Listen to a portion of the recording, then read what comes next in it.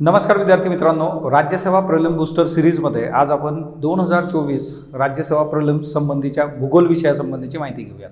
भूगोलामध्ये जे प्रश्न विचारलेले आहेत त्याचा जर आपण कल बघितला तर सेटलमेंट संबंधीचे प्रश्न जरा जास्त विचारलेले आपल्याला दिसून येतात। इथं जे आहे जसं अर्बन सेटलमेंटवर एक प्रश्न आहे, त्याच्यानंतर डिस्पर्स सेटलमेंटवर एक प्रश्न आहे। आता NCERTचं जर रीडिंग चांगलं असेल तर तुम्हाला याच्यामध्ये बेनिफिट मिळतो। सो बेसिकली याच्याकरता जे आहे NCERT जे आहे मी रेफर करायला तुम्हाला सजेस्ट करेल। त्याचबरोबर जसं इथं कन्सेप्च्युअल आहे, सबसिस्टन्स ॲग्रिकल्चर विचारलेलं आहे, त्याचे फीचर्स विचारलेले आहेत। अशा गोष्टी NCERT मधून खूप चांगल्या पद्धतीने प्रिपेअर आपल्याला करता येतात। त्याच्यानंतर जे आहे की वेगवेगळे देश, तिच्यामधली राष्ट्रीय उद्यानं त्याच्या जोड्या लावा।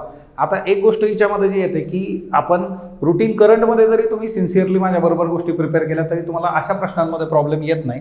त्याचबरोबर जे आहे की महाराष्ट्राच्या बाबतीमध्ये आता हिच्यामध्ये एक मेजर इरिगेशन स्कीम इथं विचारलेली आहे। महाराष्ट्राचे जर प्रश्न बघितले तर महाराष्ट्राच्या बाबतीमध्ये मेजर इरिगेशन स्कीम, महाराष्ट्रावर 2 प्रश्न लोकसत्ता, घनता आणि त्याच्याशी रिलेटेड विचारलेले आहेत। त्याचबरोबर खनिज संपत्ती जी आहे महाराष्ट्राची त्याच्या संबंधीचा प्रश्न आहे। सो महाराष्ट्र रिलेटेड ज्या गोष्टी तुम्हाला करायच्या आहेत त्याच्यामध्ये लोकसंख्येची घनता ती एक तुम्ही लक्षात घेतली पाहिजे। 2 प्रश्न तिकडे गेलेले आहेत बघा। त्याचबरोबर जे आहे की असे काही प्रश्न आहेत की भारतीय जनगणना वर्ष आणि मृत्यूदर। आता ऑब्व्हियसली मृत्यूदर जो आहे तो कमी कमी होत गेलेला आहे, कारण हेल्थ फॅसिलिटीज नंतर आपल्याकडे येत गेलेल्या आहेत। मग अशा प्रश्नांना आपण सोडता कामा नये, कारण जर असं झालं असतं एखाद्या वर्षामध्ये जे आहे की जास्त मृत्यू झाले असते तर ते वर्ष आपल्याला जे आहे एक प्रकारे 1921 जे आहे जो पॉप्युलेशन डिवाइड आपण बघतो तसं समोर आलं असतं किंवा पुस्तकात तसं वाचण्यात आलं असतं। सो ह्या गोष्टी तुम्हाला लक्षात ठेवायच्या आहेत।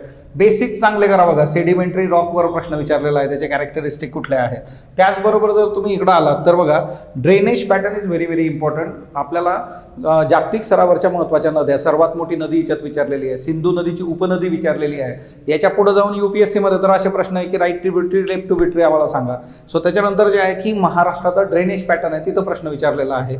सो असे प्रश्न जे आहेत तर ते जर तुम्ही लक्षात घेतले तर तुम्हाला गोष्टी ज्या आहेत तर त्या डील होतात।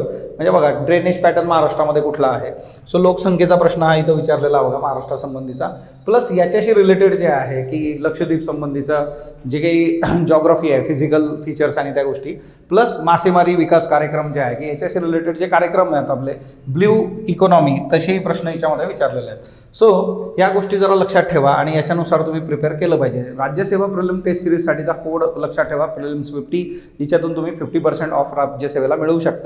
मागच्या वर्षाचे प्रश्न जे आहेत ते डोळ्यासमोर ठेवून त्या पॅटर्ननुसार जर अभ्यास केला तर तुमची प्रोडक्टिव्हिटी नक्कीच वाढेल। धन्यवाद।